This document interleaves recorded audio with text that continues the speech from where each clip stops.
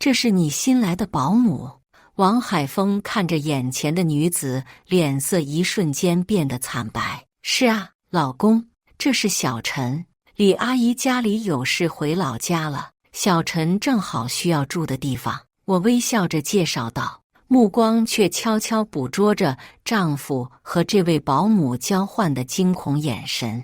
你好，王先生。陈玲低着头，声音细如文瑞。我看着他们慌乱的样子，心想，游戏才刚刚开始呢。大家好，开始今天的分享之前，希望你能给人间烟火点个订阅，我将会分享更多优质的内容。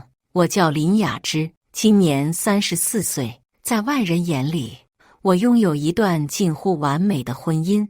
我是小有名气的室内设计师，擅长将冰冷的空间变成温馨的家。丈夫王海峰是知名建筑公司的高管，负责大型项目的开发和管理。我们结婚8年，住在市中心的高档公寓，经济条件优越，生活无忧无虑，没有孩子，但我们曾约定等事业稳定下来再考虑。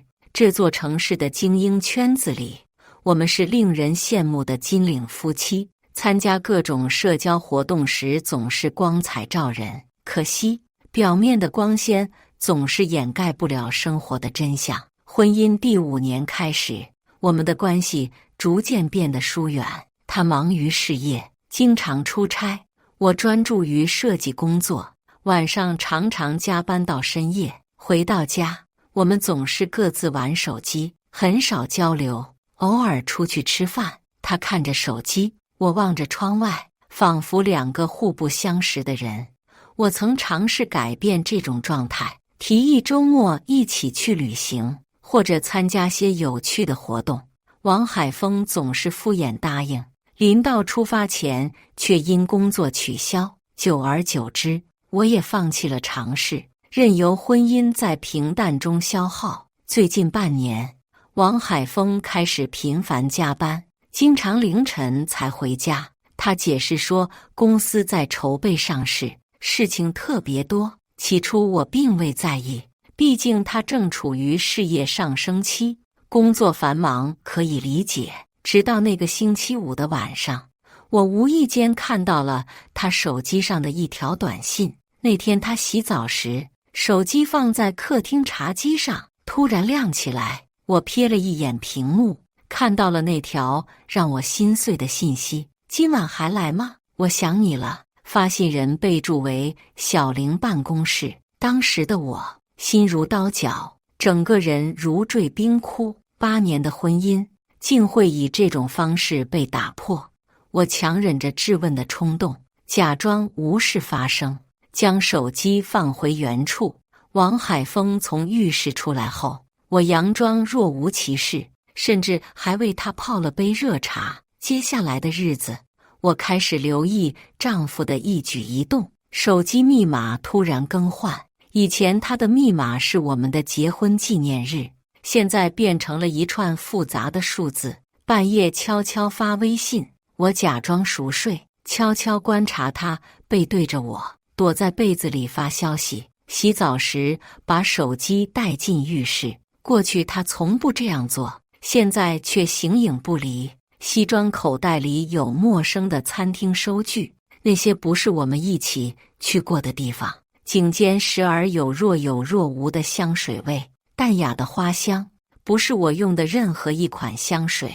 种种迹象都在向我证实一个事实：我的丈夫出轨了。每晚入睡前，我都在想，该如何面对这个现实，是歇斯底里地指责他，还是默默忍受，维持表面和平，或者干脆离婚，结束这段名存实亡的关系。我不是那种会歇斯底里大闹一场的女人，我需要时间思考，需要冷静处理，需要先了解真相。我联系了大学时期的同学张明，他现在是一名私家侦探。我们在一家安静的咖啡馆见面。雅芝，好久不见。张明看起来比大学时代成熟了许多。谢谢你抽时间见我。我勉强挤出一丝微笑，说吧，找我有什么事？我深吸一口气，将最近的发现告诉了他。我怀疑我丈夫出轨了，需要你帮我调查。张明沉默了一会儿，皱起眉头。雅芝，你确定要这么做吗？有些真相知道了反而会更痛苦。我需要证据。我的语气很坚决，无论结果如何，我都要面对。张明叹了口气，同意了我的请求。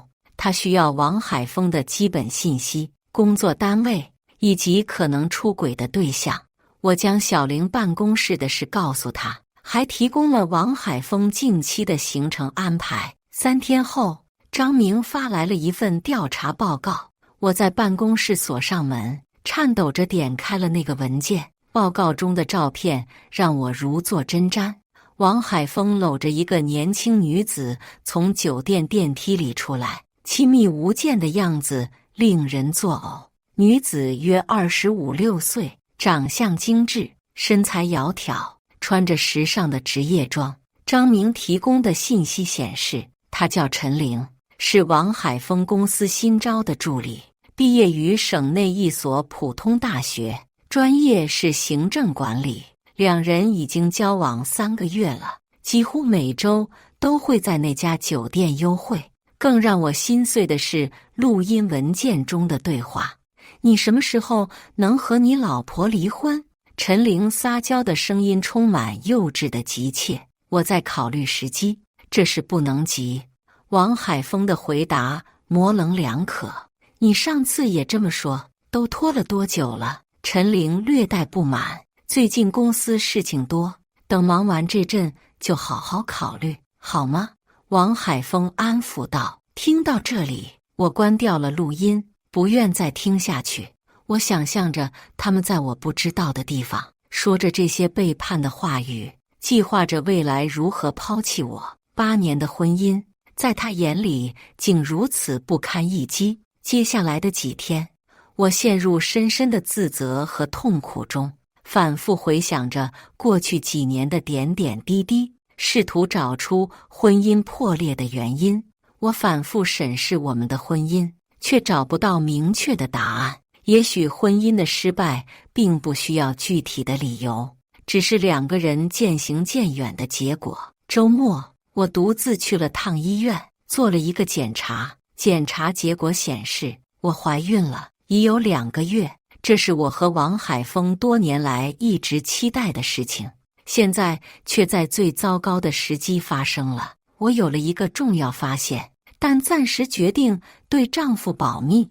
我需要时间思考如何面对这个复杂的局面。就在我痛苦挣扎之际，一个意外的机会出现了。周一早上，我们的老保姆李阿姨突然提出辞职。林小姐，我家老头子突发脑梗，我得回老家照顾他一段时间。李阿姨歉疚地说。阿姨您别担心，家里人要紧。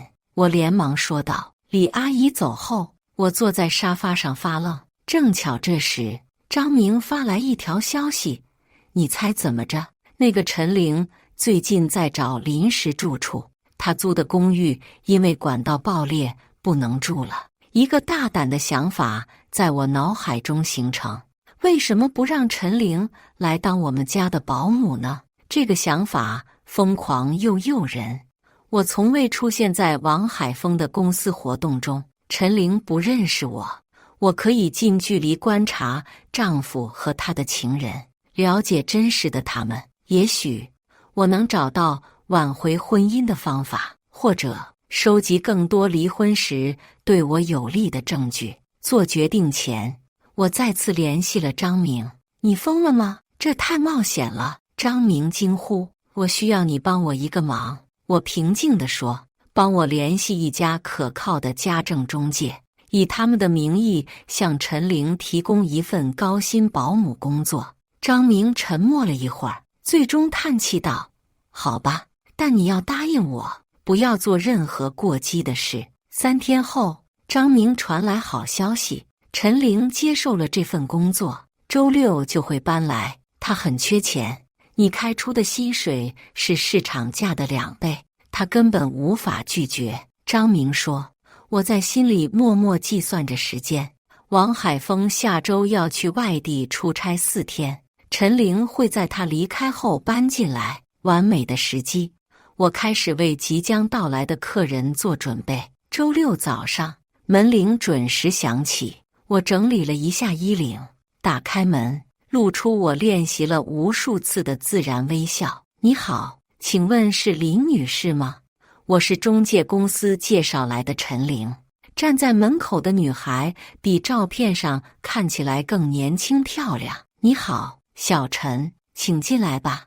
我热情地伸出手，陈玲拖着一个小行李箱走进来，眼睛不停地打量着我家的装修。哇，您家真漂亮，她由衷地赞叹。谢谢，我是室内设计师，这是我自己设计的。我边带她参观边说。我向她介绍了住所环境和家务内容，告诉她我丈夫经常出差，家里通常很安静。陈玲看起来有些紧张，但对高薪和优越的住宿条件非常满意。林女士，我可以问一下，您为什么愿意付这么高的薪水吗？她小心翼翼地问。我早已准备好答案。我丈夫是个有洁癖的人。我们需要一个认真负责的人，而且我工作很忙，希望找个能聊得来的伴。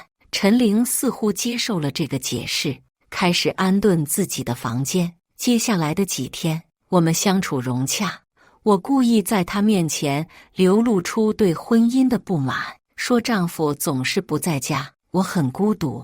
陈玲显得很同情，开始逐渐对我敞开心扉。他告诉我自己是从小城市来的，独自在大城市打拼很不容易。我也很羡慕您这样的生活，他真诚地说。每个人的生活都有难处，表面光鲜的婚姻，可能内里早已支离破碎。我意有所指地说。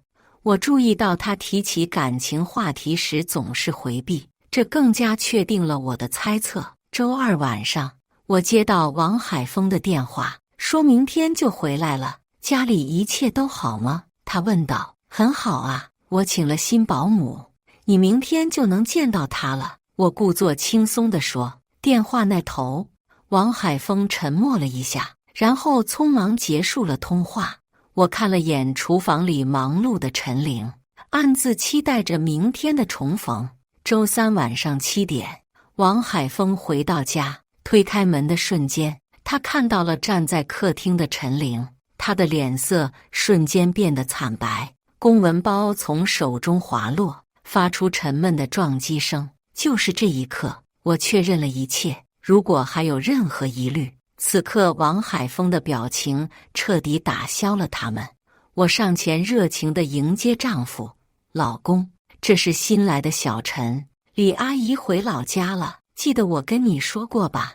王海峰僵硬地点点头，视线却不敢与陈玲对视，他的手微微颤抖，额头渗出细密的汗珠。陈玲低着头，手指搅在一起。王先生好，他的声音小得几乎听不见，脸色苍白如纸。我假装没注意到两人的异常，热情地介绍着，小陈做饭很好吃，今天特意准备了你爱吃的红烧排骨。王海峰机械地应和着，眼神飘忽不定。我先去换身衣服。他落荒而逃般地奔向卧室。那晚的晚餐气氛诡异，3个人坐在餐桌前，各怀心事。餐桌上只有餐具碰撞的声音，空气仿佛凝固了一般。王海峰几乎没吃什么东西，不停地看手表，像是急于逃离这个场合。陈玲也心不在焉，时不时偷瞄王海峰，又迅速低下头。我则假装什么都没发现，愉快地聊着近期发生的琐事。饭后，我故意提议3人一起看电影。最近上映了一部好评如潮的爱情片，我们一起看吧。我热情地提议。王海峰立刻推辞说公司有文件要处理，匆匆躲进了书房。不出我所料，不到10分钟，陈玲也借口要打电话离开了客厅。我悄悄跟上去，站在走廊的拐角处。陈玲站在阳台上，小声地打着电话。怎么会这样？我怎么知道会是你家？她的声音充满惊慌。那个中介根本没说雇主是谁，只告诉我姓林。不行，我现在不能走。我付了押金给中介，钱还没拿回来。你冷静点，他什么都不知道，我们小心一点就行。电话那头，我猜是焦虑万分的王海峰。我轻轻走回客厅，打开电视，调高音量，假装什么都没听到，心里却为自己的计划成功而感到一丝快意。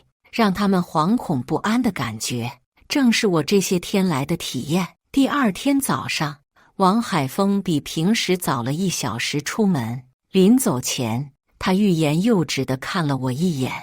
雅芝，最近工作太忙，可能要经常加班。没关系，我有小陈陪着呢。我微笑着说，看着他额头再次冒出汗珠。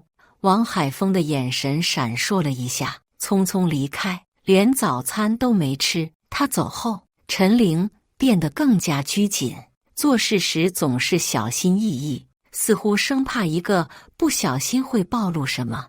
我却愈发热情，邀请他一起吃午餐，聊生活琐事。小陈，你有男朋友吗？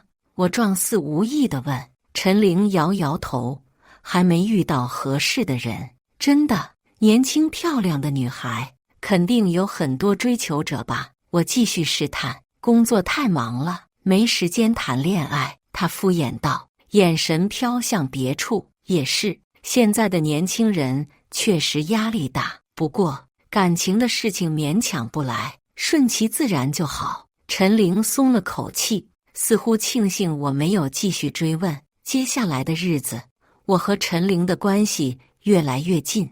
我故意在她面前展露脆弱，讲述婚姻中的不如意，告诉她王海峰有多冷漠，多不关心我的感受。有时候真怀疑当初为什么要结婚。我叹气道，还不如一个人自在。陈玲似乎开始同情我，时不时给我一些安慰。林小姐，也许她只是工作太忙了，忙到连周末都不肯陪我。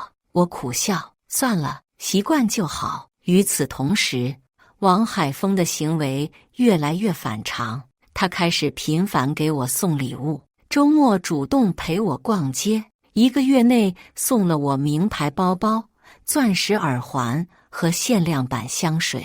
这些都是过去几年从未有过的体贴举动。他刻意避开陈玲，从不与她单独相处。每当必须面对陈玲时，他表现得极为客气，但眼神总是闪烁不定。每当3人同处一室，空气就凝固得让人窒息。我欣赏着他们的窘迫，在心中暗自发笑。第2周的某天，我假装有急事出门，实际上躲在附近的咖啡厅。通过家里的监控摄像头，王海峰不知道我安装了这个。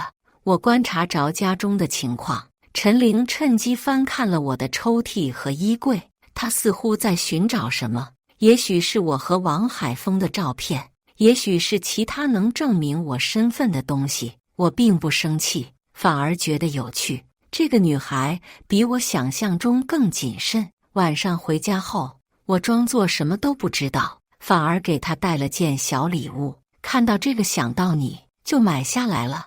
我将一个精美的钥匙扣递给她，陈玲受宠若惊，连连道谢。她的眼神中闪过一丝愧疚。好戏还在继续，我开始在家中布置更多陷阱。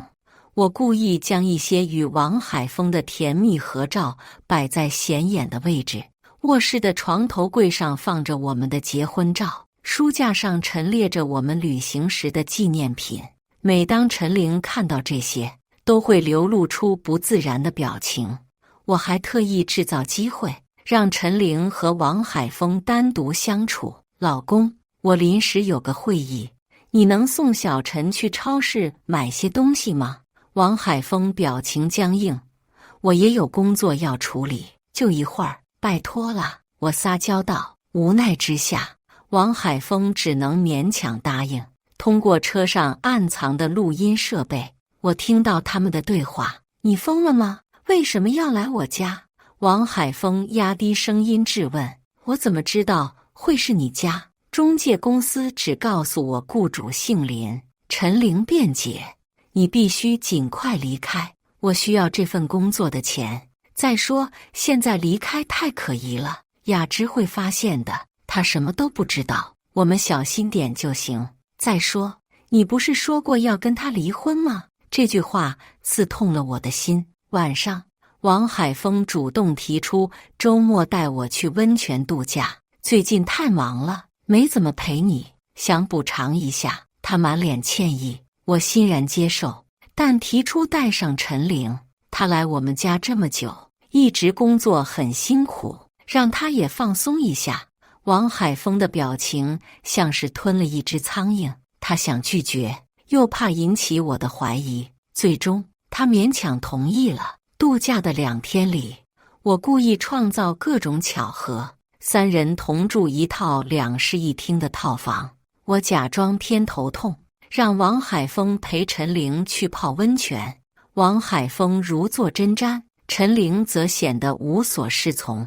他们的窘迫让我暗自发笑。回家后的第3周，我发现陈玲开始频繁接打电话，她总是躲在阳台或浴室，压低声音交谈。通过安装在她房间的监听设备，我听到了一些对话片段。我想搬出去了，不放心。她最近问了我很多问题。不行，我得到了一些消息，工程的事，如果你不配合，我就把所有事都告诉他。这些零碎的信息引起了我的疑惑。工程？什么工程？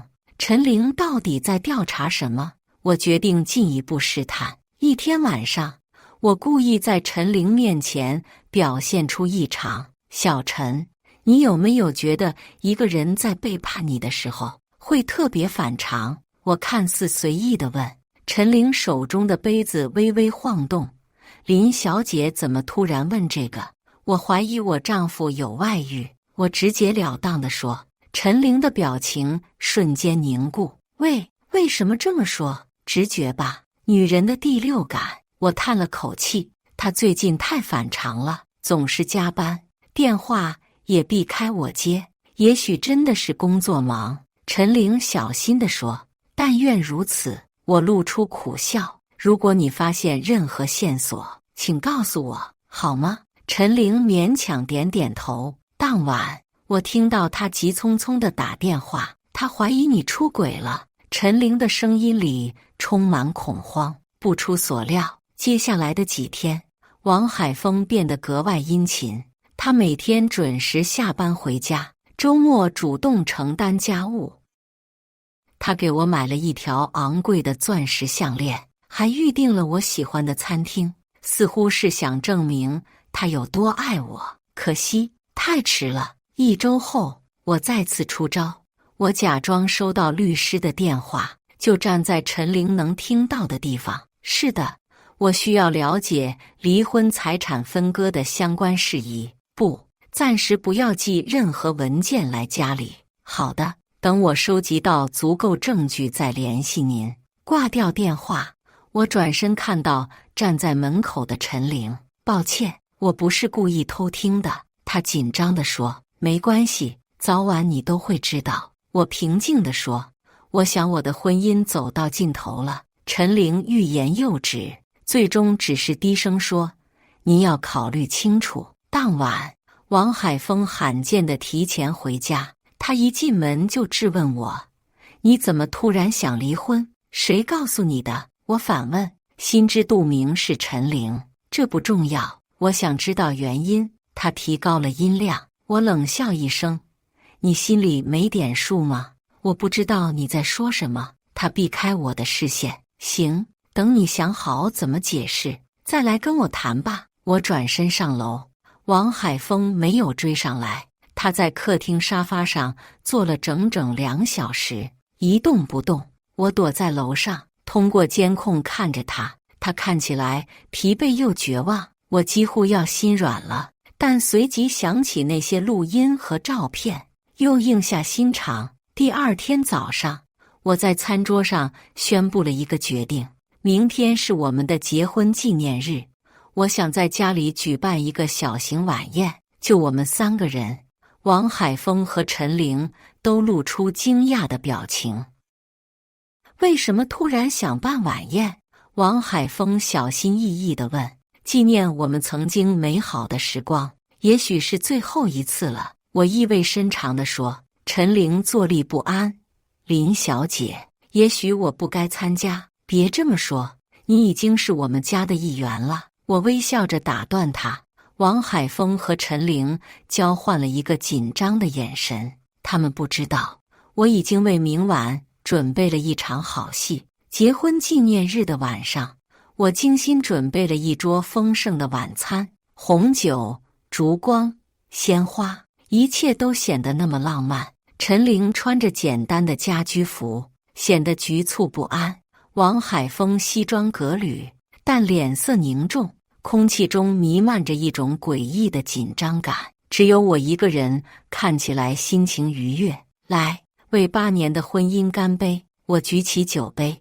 王海峰勉强笑笑，陈玲低头不语，杯子只是象征性的端起又放下。你们怎么都不说话？我打破沉默。今天可是我和海峰的结婚纪念日呢，我还有个好消息要宣布。我突然说道，嘴角挂着神秘的微笑。两人齐刷刷地看向我，眼中写满了恐惧和不安。接下来我的说出话更是让两人如遭雷击。我怀孕了，2个月了。什么？王海峰的酒杯差点从手中滑落。你怀孕了？陈玲僵在原地，眼睛瞪得溜圆。是啊，我们努力这么多年，终于有了自己的孩子，开心吗，老公？我微笑着，目光却冰冷如刀。就在这时，我的手机铃声突然响起，我看了一眼来电显示，按下免提键。喂，你好，林女士，这里是私家侦探事务所。关于您丈夫出轨案的调查报告已经准备好了，照片和录音证据都很充分，请问您方便过来取一下吗？电话那头传来张明的声音，餐厅内瞬间陷入死寂。王海峰的脸色煞白，陈玲手中的杯子砰然落地。我平静地对电话那头说，不用了，请直接发到我邮箱吧。我现在正和丈夫还有他的情人共进晚餐呢。挂断电话，我从手袋中拿出平板电脑。陈小姐，或者我该叫你陈玲，王海峰公司的助理。我微笑着问。陈玲目瞪口呆，终于意识到自己掉入了精心设计的陷阱。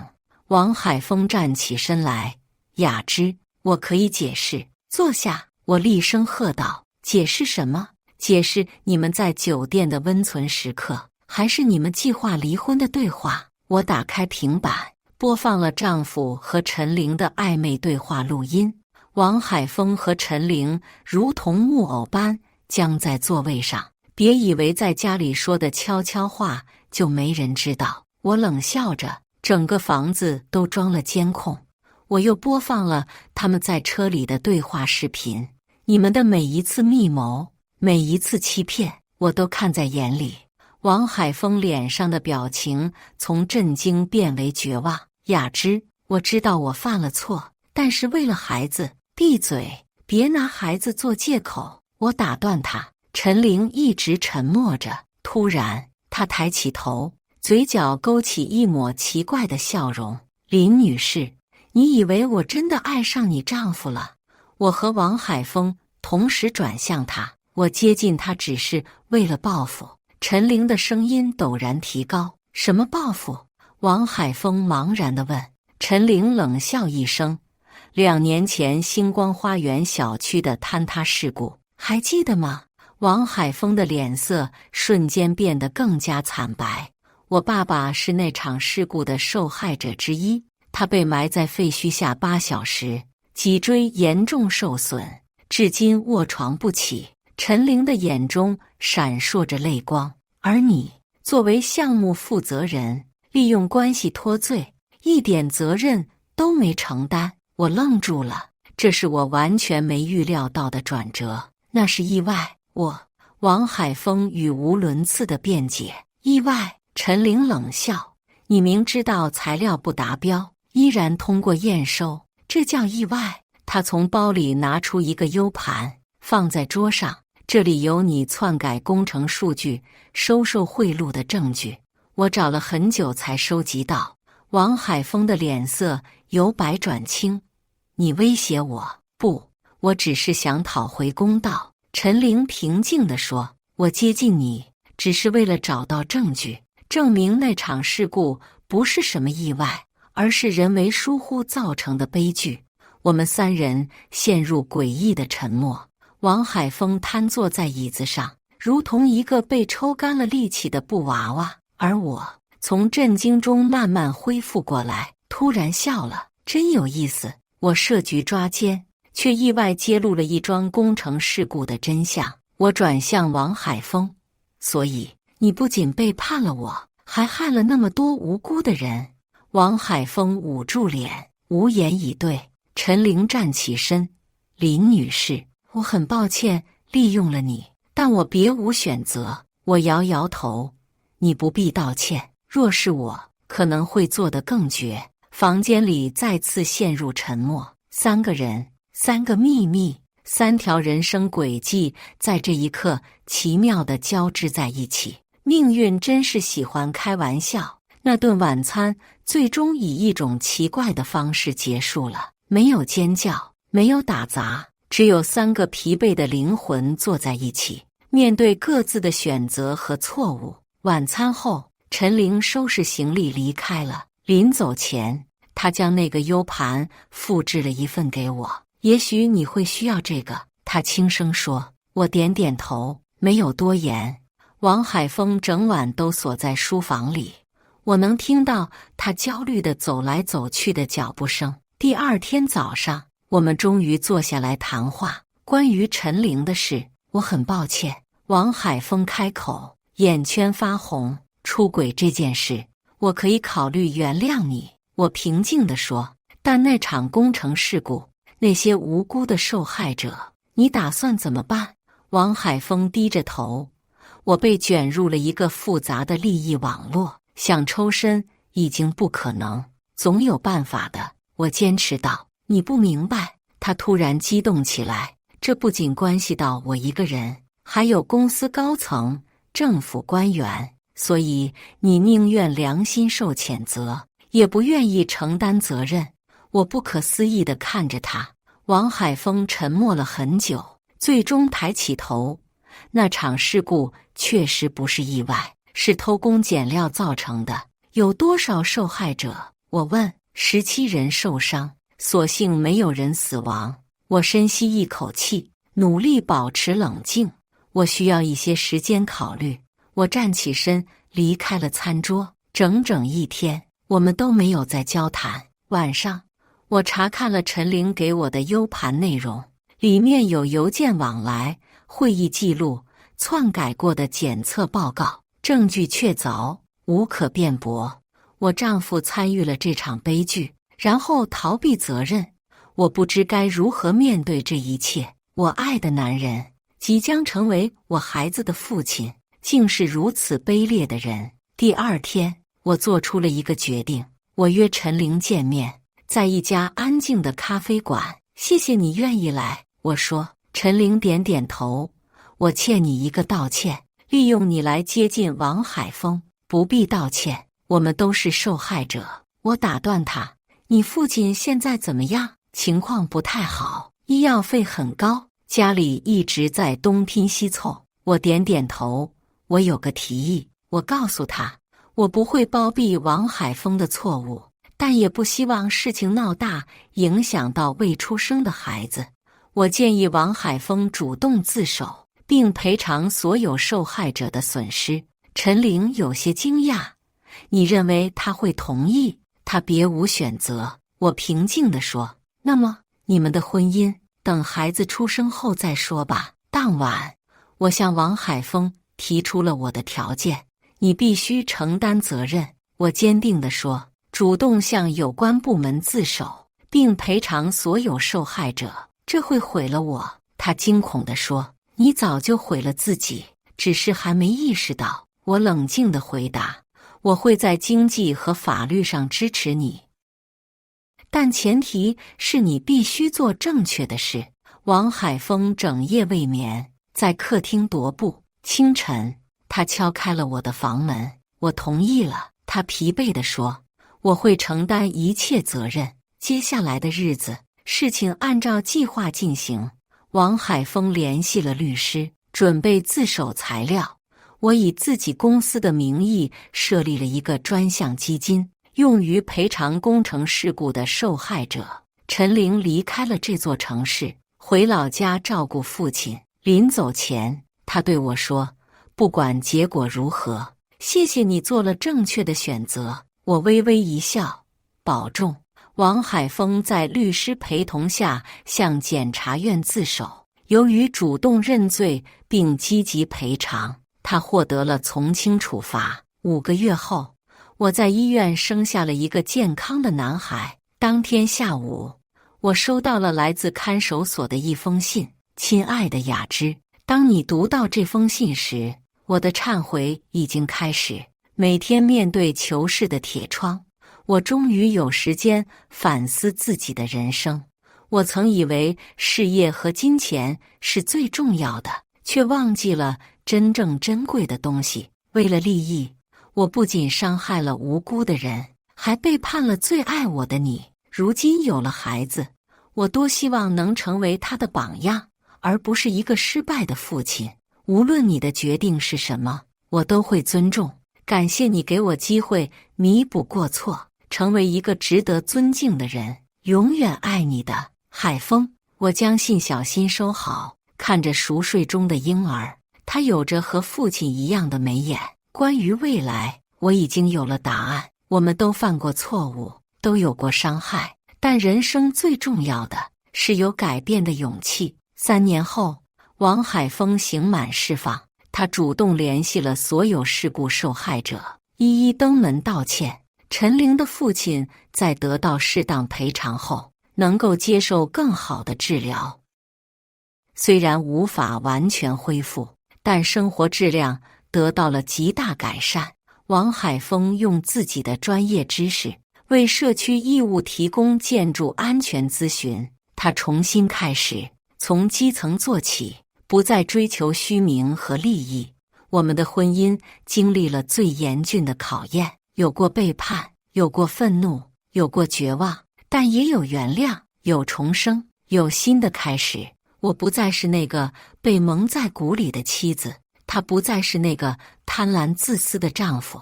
我们学会了真诚相待，坦诚沟通。那个曾经装作保姆住进我家的小三，现在已经是南方一家医院的护士，照顾着康复中的父亲。